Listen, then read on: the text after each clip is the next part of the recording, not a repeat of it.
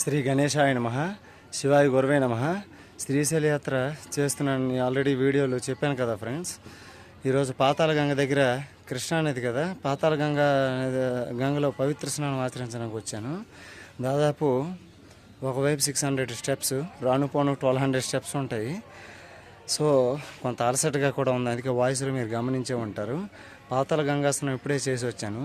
ఇదే సందర్భంలో తీర్థయాత్ర అంటే ఏంటంటే దైవదర్శన యాత్ర అని కాదు, అక్కడ తీర్థయాత్ర. తీర్థయాత్ర అంటే ఏంటి అంటే అక్కడ ఏదైతే నది ఏదైతే ఉంటుందో అక్కడ ఖచ్చితంగా స్నానం చేయాలి. స్నానం చేసే అవకాశం లేనప్పుడు కనీసం జలమైన తల మీద 3 సార్లు ప్రోక్షించుకోవాలి.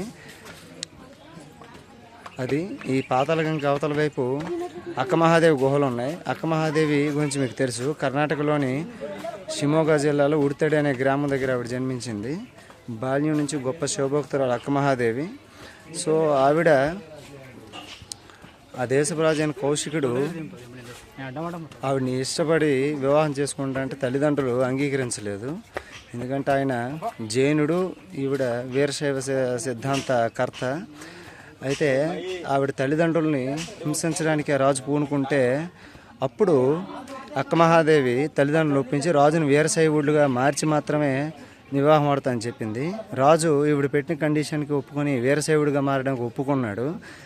కానీ ఆవిడ ఇంకో కండిషన్ కూడా పెట్టింది. ఏంటి అంటే నేను శివ పూజలో ఉన్నంతకాలం నువ్వు నాకు తాకరాదు అని పెట్టింది. ఆయన యాక్సెప్ట్ చేశాడు దానికి. ఈవిడ రాజు ఇచ్చిన చీర ఆభరణాలు ధరించి పూజలో కూర్చుంది. కానీ రోజులు నెలలు గడుస్తున్న పూజ గదిలోంచి బయటికి రాలేదు. సహనం నశించిన రాజు కామోద్రేకాన్ని భరించలేక అక్కమహాదేవిని వెనక వైపు నుంచి పట్టుకున్నాడు. దాంతో ఆవిడ ఆగ్రహోదగ్రురాలైంది. ఎందుకు నియమం తప్పావని. వెంటనే నీచమైన అవివాళ్ళని ఆశిస్తావా నీచుడా అని రాజుని తప్పుని అతను గుర్తు చేసింది. కానీ రాజు వెంటనే నువ్వు వేసుకున్న బట్టలు నావి, పెట్టుకున్న నగలు నావి అనడంతో వాటిని తీసి విసిరి కొట్టింది రాజు మొహం మీదకి. దిగంబరంగా ఉన్న అక్కమహాదేవిలో రాజుకి జైన మత గురువులైన తీర్థంకరులు కనిపించారు. ఆ దేశ ప్రజలంతా అక్కమహాదేవికి సాష్టాంగ నమస్కారం చేయడం జరిగింది. అలాగే ఆవిడ నడుచుకుంటూ కర్ణాటక కళ్యాణపట్నానికి చేరుకుంది. అక్కడే శైవ మత సిద్ధాంతకర్తలు, ప్రముఖ సంఘ సంస్కర్తలైన బసవేశ్వరుడు, అల్లం ప్రభు లాంటి వాళ్ళు ఉన్నారు. వాళ్ళతోనూ మిగతా పండితులతో కూడా శాస్త్ర విషయాలు చర్చించింది. అప్పటి వరకు ఆవిడ పేరు మహాదేవి. ఆవిడ జ్ఞానాన్ని మెచ్చుకొని ఆ బసవేశ్వరుడు అల్లం ప్రభు మొదలైన పండితులందరూ కూడా అక్క అని బిరుదునిచ్చారు. సో బసవేశ్వరుడు సూచన ప్రకారం అక్కమహాదేవి కర్ణాటకలో కళ్యాణపట్నం నుంచి బసవేశ్వరుడు చెప్పిన ప్రకారం శ్రీశైలానికి వచ్చేసింది. ఆవిడ ఈ వెనక ఉంది కదా పాతాళగంగ, అవతల వైపు అక్కమహాదేవి గుహలు ఉన్నాయి. లాంచ్లో వెళ్ళచ్చు. ఎక్కడ కర్ణాటక ఎక్కడ శ్రీశైలం అండి. ఆవిడ నడుచుకుంటూ 100 కిలోమీటర్లు ఒంటి మీద వస్త్రం లేకుండా కేవలం శివార్చనే ధ్యేయంగా, శివనామస్మరణే జీవితంగా వచ్చేసింది. 8 ఏళ్ల వయసులో వచ్చి చివరికి 80-90 ఏళ్ళ వరకు అక్కడే బతికింది. ఆ గుహలో ఆవిడ తపస్సుకు ఫలితంగా చిన్న శివలింగం కూడా ఏర్పడింది. కొంచెం ప్రాక్కుంటూ వెళ్ళాలి. ఇదండి అక్కమహాదేవి. అక్కడ కొంతకాలం తపస్సు చేసిన తర్వాత ఆ అక్కమహాదేవి గుహల సమీపంలోనే కదలీవనం ఒకటి ఉంది.